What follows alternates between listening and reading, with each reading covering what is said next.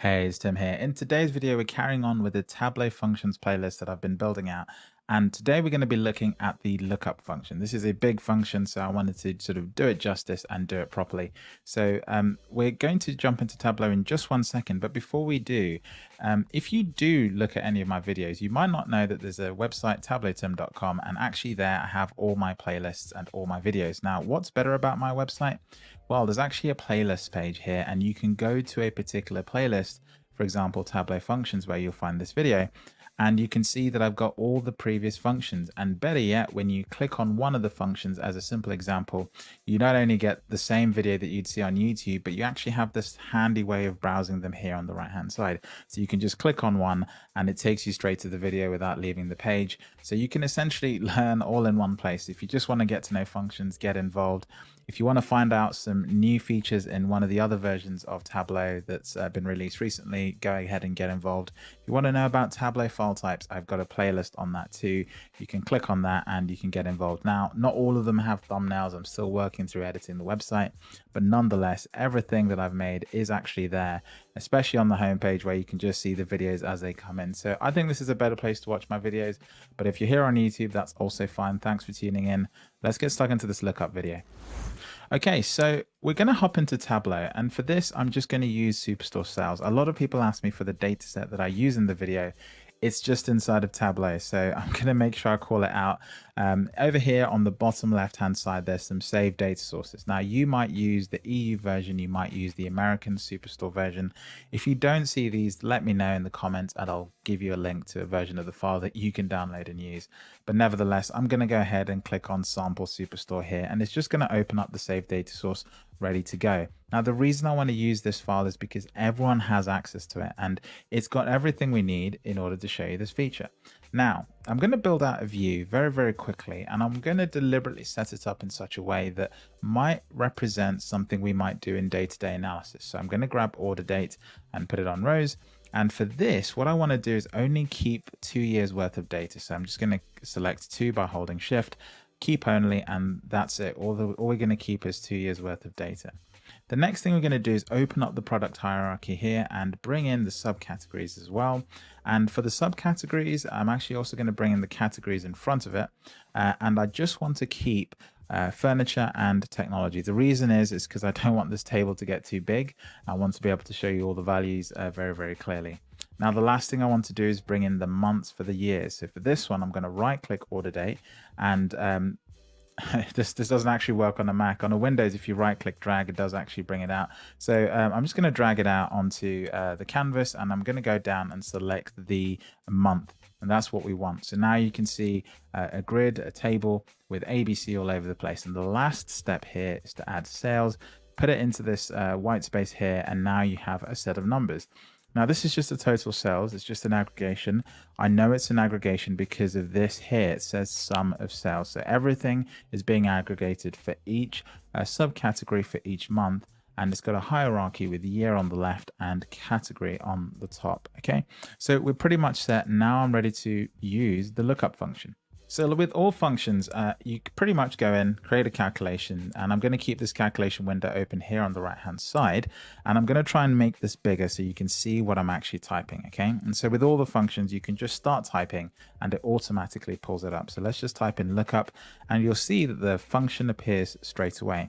Now, I've also already created a lookup calculation in this, so we're just going to ignore that for now, and we're just going to go ahead and type that in just like that. Now, obviously, this lookup function has a way that it has to be written. So you can see here that it's asking for the expression, and then it's asking for the offset. So let's break that down in very, very simple terms, okay? The expression is just going to be the aggregation. In our case, the expression, the aggregation, is just the sum of cells. The reason it's the sum of cells is because when you're doing a lookup, you typically comparing it to like-minded values. So for example, if I wanted to compare the sum of cells versus the previous month, I'd also be looking at the same aggregation, the sum of cells for the previous month. So in this case, we are going to be using sum of cells. I can actually hold command and drag it in to the view, and that just copies it as a calculation into the calculation. And then we can just go in here, type in a comma, and you can see that Tableau's hinting what I should be typing here. You can just see that it appears here just as I start typing. It disappears when I go to annotate it, but as I put my mouse there and hit comma, you'll see that it suggests it again in that exact space. So the offset here, I'm just going to type in 1. I don't want to go too crazy. I just want to make this simple for everyone to follow. I'm just going to make it larger so you can see this working. And now you can see that the calculation is valid. It says that just down here. And that means we've written a good calculation, and we can go ahead here and give it a name. And I'm going to call it Lookup Demo, just not to clash with a previous calculation that I wrote. Let's hit apply. And that's our calculation. You can see that it's not only changed name up here, but that has also been sent over to the calculation window over here on the left-hand side. Okay, so now we're ready to work with this. In order to see this in the table and to see what it's doing, I'm going to drag the lookup into the black box again. And what this will do is it will actually do a couple of things. It goes crazy. Tableau tries to help us out here. And what it does is it creates something called measure names and measure values. If you missed that step, you wouldn't have seen measure names here, measure names there, and measure values be swapped into the visualization to essentially create this table. And the way this table now works is we've got 2 sections. We've got the lookup demo section up here and our sales value, which just goes off screen here. I actually don't want it there. So what I'm going to do is I'm going to change the orientation of this. I'm actually going to grab measure names and put it next to subcategory so I have the values side by side. The reason I want this side by side is because it's going to be easier to show you what's going on. The very last step is I'm going to grab measure names. I'm going to hold command and drag it onto color. Now, if you're on Windows, if you hold control, it does exactly the same thing. And now what this does is it puts the colors on different measures. So I can easily show you what the lookup function is doing in blue and what the normal sales aggregation is doing in orange. I actually don't like those colors. So let me just move this down here and let's double click that. And let's just change that a little bit. So you can see here that it's not letting me double click the color whilst I've got that open. So let's do this. Let's go to sales and make this blue and make the lookup red. So it's just easier to see what's going on. And let's click that out. Now we've got our lookup function. We've got it working. What is it actually doing? Well, at this point, what I'll do is I'll open up the calculation again. And I'll expand this little arrow here. Now this arrow is very, very subtle. You might not see it normally, but if you don't have this open, definitely open it because we're going to need the description for the lookup function. So let's go in here and type in lookup, and you'll see here on the right hand side returns the value of the given expression in a target row specified as a relative offset from the current row. Okay. I'll explain that in English in a second. Use first plus n and last in brackets minus n for a target relative to the first and last rows in the partition. If offset is omitted, the compare to row may be set on the field menu. Returns null if the target row cannot be determined. Okay, so in this case, we're just going to try and figure this out slowly. All right, we're going to just try and work with this together. Okay, let me first figure out what is this 1 doing? What's this 1 actually doing? So this, if you remember, is our offset. You can see that it's explaining that over here. So it's just got this little example over here where it has a slightly more convoluted example. But in here, it talks about an offset, and this 1 is basically our offset. So if we look at this table, we just bring our annotation tools up. You'll see that it says something here about moving table across. So I'll use that hint and see what's going on. Table across to me means going from left to right. So let's look and see what's happening. You've got the January figure here, 4,188, okay? And then if I go across to sales, that says 1,000. So for January, the sales value is 1,000, the lookup is 4,188. If I go to the next month, it's 712, but the sales value is 4,188. And so I can see that this 4,188 is equal to that value over there. So you can start to sort of see what's going on here. It's looking back or looking ahead 1 row in this particular case, and it's grabbing that number and it's bringing it back. So just a 1, essentially a +1, looks forward 1 row. Let's see if that's true again. Let's go to 712. It looks forward. And there you go. You can see that that's working. Okay, so what this lookup function is doing, remember we're talking in the context of the lookup function, not the sales function, is that it looks at the current row, it'll go forward, grab the next value, and then bring it back to this particular row. That's all it's doing. Okay. Now, In the context of how this is set up, the lookup function is always going to be doing it in its own context. So for example, it's not going to be looking at the sales value in this case. It's only going to be looking at itself and bringing the values back. But remember, the expression, the sum of sales, is actually what it's using to do this math. So in essence, it's doing exactly the same as sum of sales, but returning the value that should have been there, but it's offsetting it by a row, by essentially 1, which is what we've set here. So as we continue to look at this, we can see very, very easily what's actually going on. So this 333 ends up being this value here. This 712 ends up being this value there. And then this 4,188 ends up being this value there. So that's table across sort of explained. What happens here at the end? Well, at the end, we have a slight problem because you can see here that there's nothing in this row. And so let's just clear the annotations and move this across. In fact, there's nothing in this entire row. So what's going on here?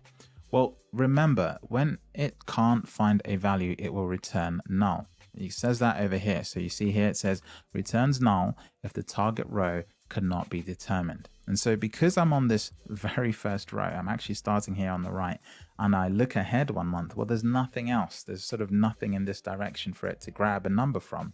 And so it returns null.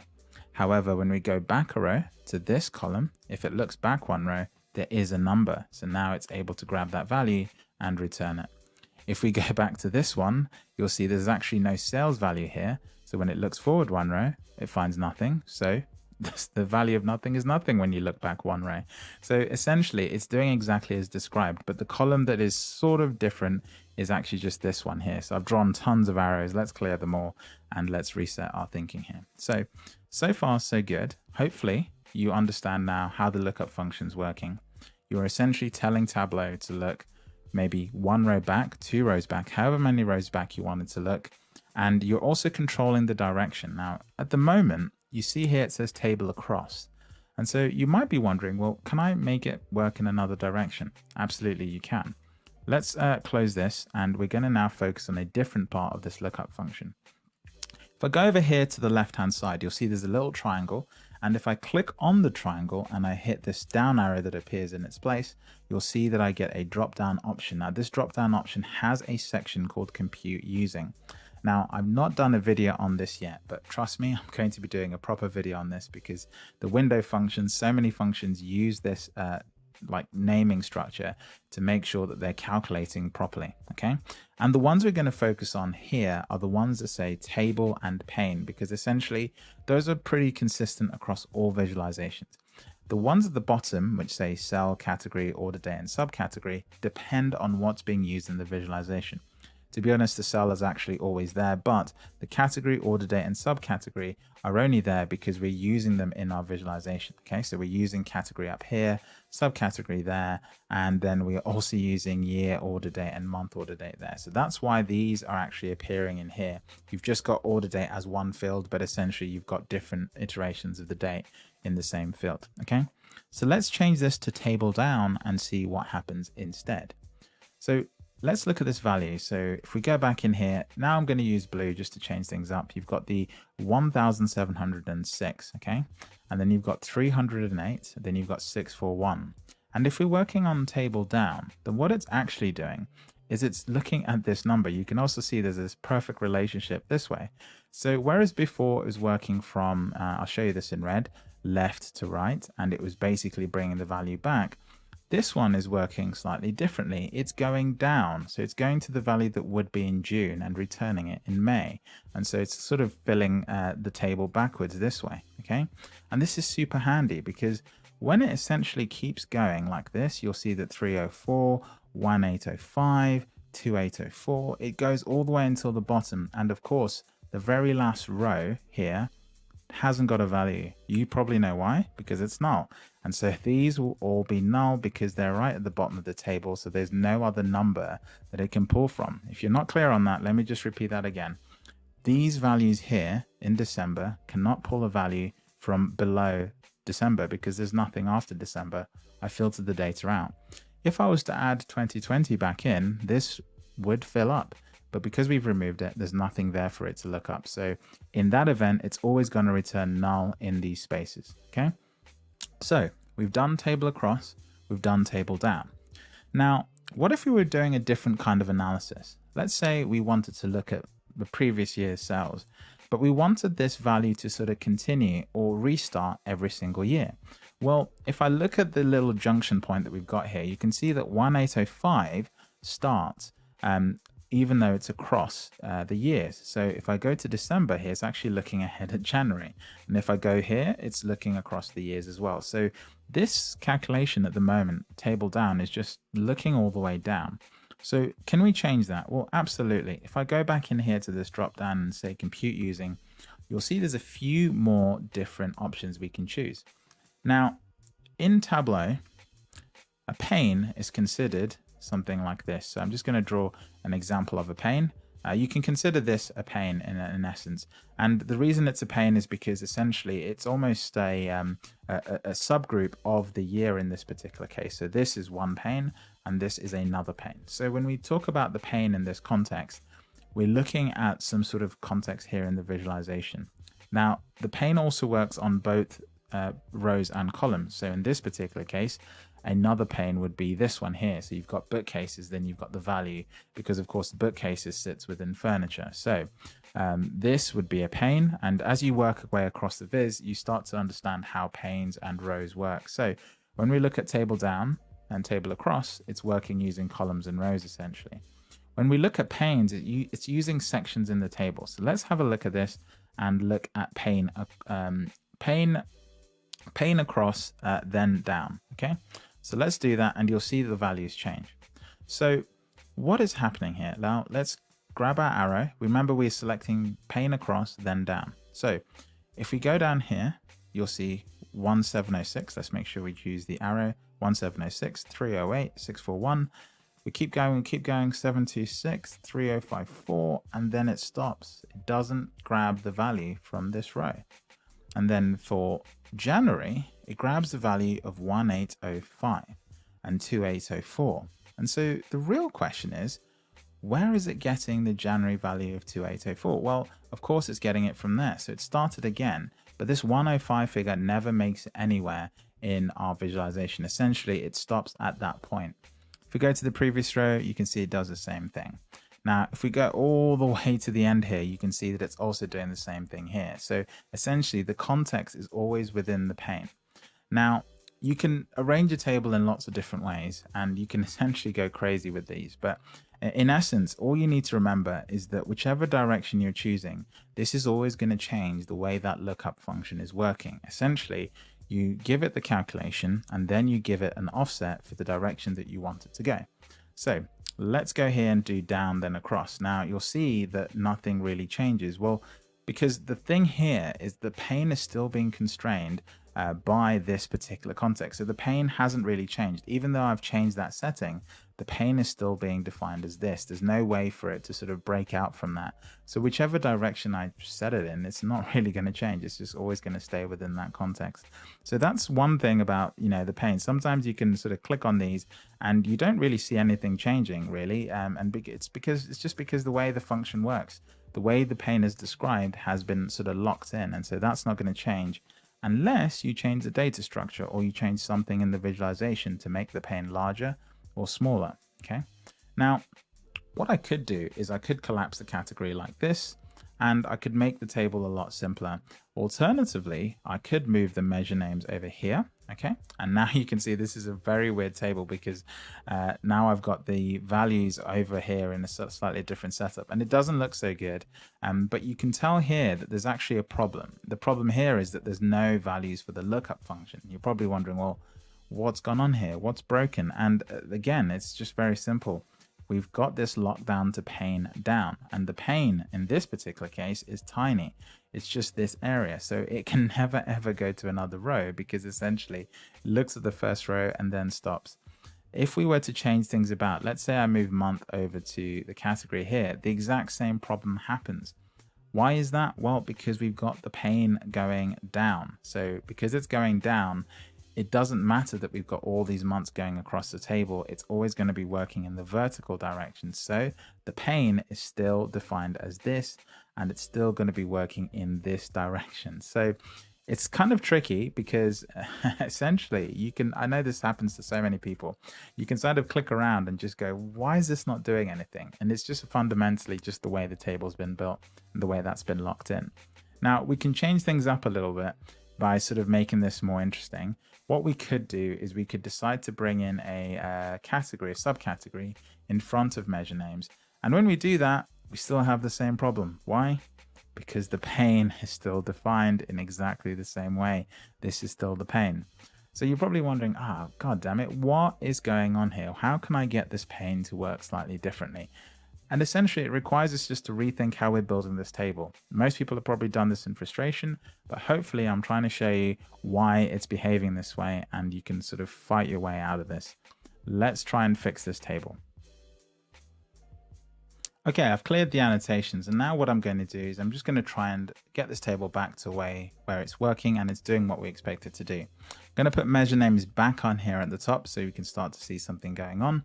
And when I do that, you immediately see things start to sort of behave again. So remember, what's changed here is that I moved measure names from this position where it was controlling the pane. Don't forget the measure names value itself, the header can actually create a pane in its own right. And if I move it to the top and it starts looking down, well, because I've moved it to the top and it starts looking down, if you look downwards, this measure names item is no longer disrupting the downward motions of the calculation. So whereas before, if I just come out of this and move this down here, you'll see that essentially you can see here accessories, and then it goes into an even smaller pane here, and it's not going to do anything. As soon as I move it up, suddenly the calculation can break free from accessories, and now the pane is looking within 2018 and it's moving down, and now it's doing exactly what I thought it would do, which is doing this and going back one at a time. Of course, we've got some missing values here. That's expected because of the way I've sort of cut the data up, but nevertheless, you can see that everything is working like it should. So part of this is to do with how you set up your table, how you make everything sort of work together. And also it's about making a table that makes sense. So what we're going to do is just try and reset this table a little bit so it's a little bit more compact and it works a little bit better. Earlier on, I actually had year and month in the same axis, so you can see that's working a lot better there. Then I'm going to bring subcategory back here to the top, and now that works a lot better. So when you're building tables, try and get your table to a place that works first, and then worry about all the different sort of setups that you're going to use. If you wanted to rotate this sort of layout, you can of course do this, and watch as I do that. Tableau actually flips the lookup function and gets it looking to the right. That's a little trick you might not know. Remember, we had pane down, then across, and then now it's flipped it to pane across. So you got to remember, when you flip a table, Tableau is also going to flip this direction in the instruction, and that's why it changed color, because to Tableau that was a slightly different calculation. If I flip it back, if I just click this and flip it back, it goes back to being red, because of course it's the same calculation we had before. So the coloring is also hinting to you that something's changing. There's a lot of little sort of tips and tricks that are sort of hidden there for you to look at. Okay, so far all we've done is use this in a table setup.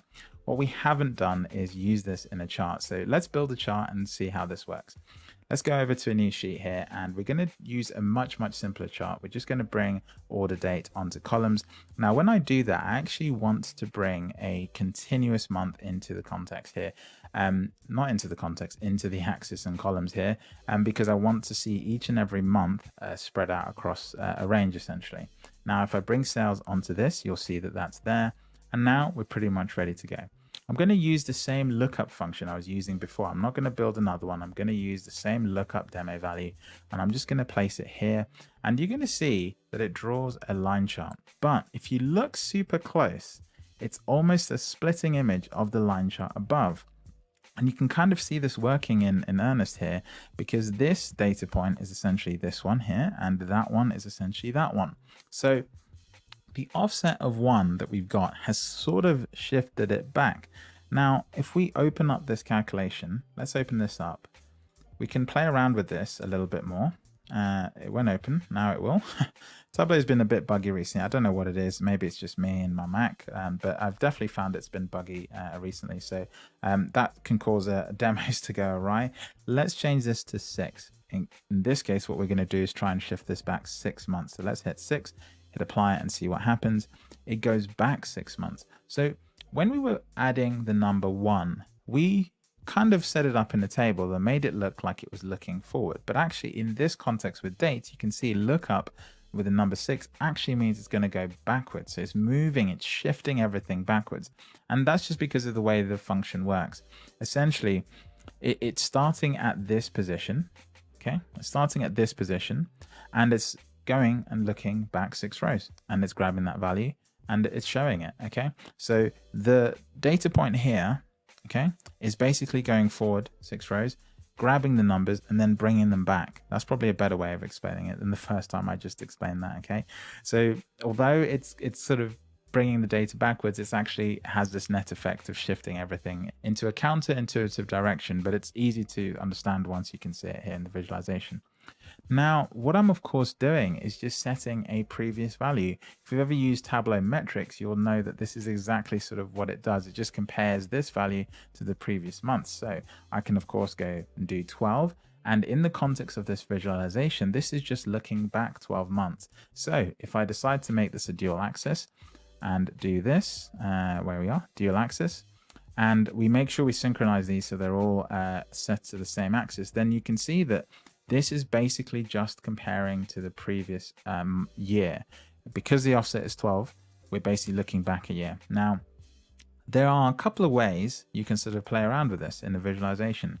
Of course, you can create a chart like this, but more importantly, you could actually do a value or a chart which looks a little bit more something like this. So I can sort of say, grab this value of sales, okay, and take it away from the previous value, which is 12 months previously. So if I do that, sales minus lookup, you'll actually get a chart that shows you the difference between sales. And so what I can actually tell you now is that, look, in December, we are 13,000 sales in terms of sales. We're 13,000 behind where we were in the previous year. I think that's the correct way of saying it. Did I say that correctly?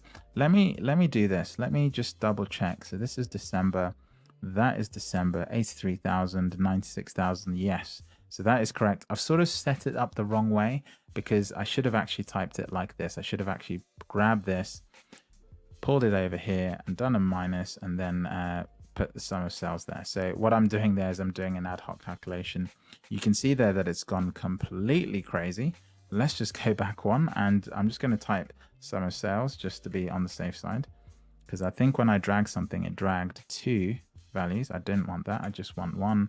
So that's great, and hit enter. So there we go. That's a better way of doing it. So now it's sort of working in the right direction. And now this you can see is 13,000 behind the previous value, 96 minus 83. So what this does is it starts to show you the differences more clearly year on year per se.